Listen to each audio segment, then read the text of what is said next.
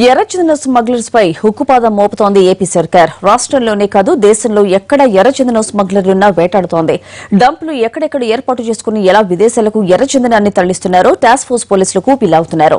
ఈశాన్య రాష్ట్రాల్లో భారీ డంపులు ఉన్నట్లు విశ్వసనీయ సమాచారం రావడంతో 100 మంది చిత్తూరు జిల్లా పోలీసులు ఈశాన్య రాష్ట్రాలు బాటపట్టారు. రెడ్ శాండిల్ స్మగ్లర్ల భరతం పడుతోంది. ఎర్రచందనం తీగలాగి డొంకను కదిలిస్తోంది. దేశవ్యాప్తంగా విస్తరించిన ఎర్ర దొంగల నెట్వర్క్ను మెల్లమెల్లగా ఛేదిస్తోంది. దీంతో ఏపీ పోలీసులు నమ్మలేని వాస్తవాలు వెలుగు చూస్తున్నారు. దేశం నలుమూలలా డంపులు ఏర్పాటు చేసి తమ విశ్వరూపాన్ని చూపెడుతున్నారు.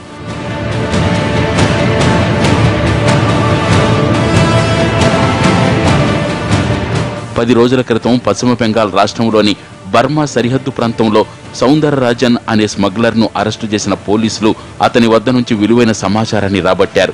సౌందరరాజన్ కీలక సమాచారం ఇచ్చినట్లు తెలుస్తోంది. ఇప్పటికే మణిపూర్, సిక్కిం రాష్ట్రాలకు చెందిన స్మగ్లర్లు పోలీసుల కస్టడీలో ఉన్నారు. వీరు కూడా మరింత సమాచారం అందించడంతో పోలీసులు ఇప్పుడు ఈశాన్య రాష్ట్రాల బాట పట్టారు.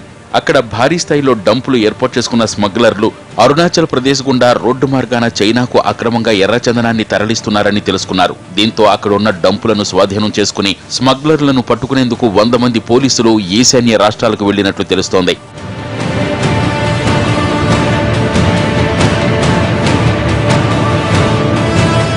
కొందరు సరిహద్దు భద్రతా బలగాలు కూడా ఈ స్మగ్లర్లకు సహకరిస్తున్నారని పోలీసులు గుర్తించారు. దీంతో కేంద్ర హోంశాఖ సహకారంతో అక్కడున్న డంపులను గుర్తించే పనిలో పడ్డారు. ఓవైపు అడవుల్లో కూంబింగ్ నిర్వహిస్తూనే దేశ సరిహద్దు దాటిపోని ఎర్రచందనం నిల్వలు స్వాధీనం చేసుకోవాలని టాస్క్ ఫోర్స్ పోలీసులు భావిస్తున్నారు. దేశంలో ఏ మూల ఉన్నా ఎర్రచందనాన్ని స్వాధీనం చేసుకోవాలనే లక్ష్యంతో టాస్క్ ఫోర్స్ పనిచేస్తోంది. ఎర్రచందనం అక్రమ రాకెట్ను నాశనం చేయడమే టార్గెట్ గా పెట్టుకున్న టాస్క్ ఫోర్స్ ఆ దిశగా సీరియస్ గా పనిచేస్తోంది.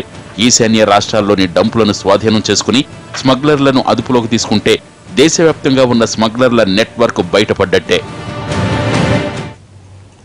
Adilabad to Syria via America ఇదేదో కొత్త రూట్ మ్యాప్ అనుకోకండి.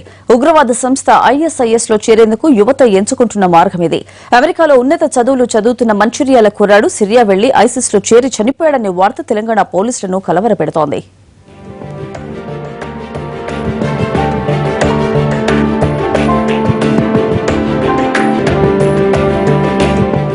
తెలంగాణ పోలీసులకు కొత్త టెన్షన్ పట్టుకుంది.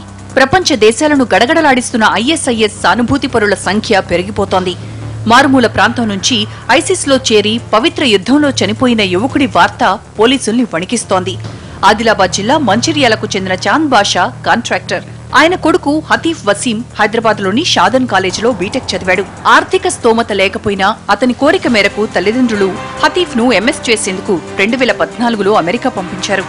అక్కడేం జరిగిందో ప్రపంచాన్ని భయాందోళనలకు గురిచేస్తున్న ISIS వైపు హతీఫ్ ఆకర్షితుడయ్యాడు. ఇంటర్నెట్ ద్వారా ఉగ్రవాద సంస్థలో చేరాడు.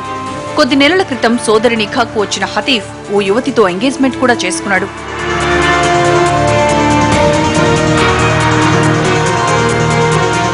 ఇదిలా ఉండగా 2 నెలల క్రితం ఆదిలాబాద్ జిల్లా పోలీసుల నుంచి హతీఫ్ పేరెంట్స్ కు ఓ ఫోన్ కాల్ వచ్చింది. హతీఫ్ ISIS లో చేరాడని, అతన్ని నిఘా వర్గాలు సిరియాలో గుర్తించాయని వెంటనే ఇక్కడికి రప్పించమని చెప్పారు. కొన్నాళ్లుగా హతీఫ్ తమతో కాంటాక్ట్ లో లేడని, అమెరికాలో ఉండే ఫ్రెండ్స్ తోనూ టచ్ లో లేడని వారు పోలీసు ఉన్నతాధికారులకు విన్నవించుకున్నారు. ఇలా 2-3 సార్లు హతీఫ్ కుటుంబ సభ్యులను పిలిచి విచారణ జరిపారు పోలీసులు. హతీఫ్ పవిత్ర యుద్ధంలో చనిపోయాడని కొద్ది రోజుల క్రితం అతని పేరెంట్స్ కు కబురందింది. పోలీసుల నుంచి ఇబ్బందులు ఎదురవుతాయనుకున్న వారు ఈ విషయాన్ని బయటపెట్టలేదు. హతీఫ్ సిరియాలో చనిపోయినట్టు ఇంటెలిజెన్స్ బ్యూరో గుర్తించింది. కేంద్ర నిఘా సంస్థతో పాటు మన రాష్ట్రానికి చెందిన దర్యాప్తు సంస్థలు మంచిర్యాలకు చేరుకున్నాయి. హతీఫ్ ఎవరితో కాంటాక్ట్ లో ఉన్నాడు, కాలేజ్ డేస్ లో ఎవరితో పరిచయాలున్నాయి, మంచిర్యాలలో అతనికున్న సంబంధాలు వంటి అంశాలపై ఆదిలాబాద్ జిల్లా పోలీసులు ఆరా తీస్తున్నారు. His son is not in contact with him, that is for sure. So it is a doubt.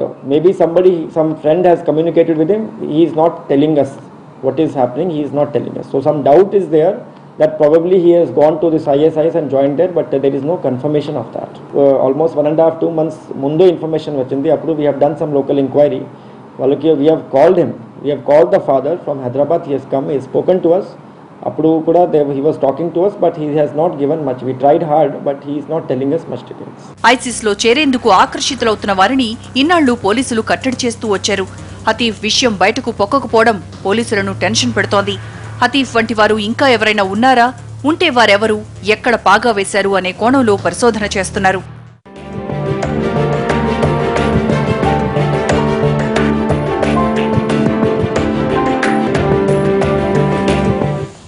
మరో షార్ట్ బ్రేక్ తీసుకుందాం.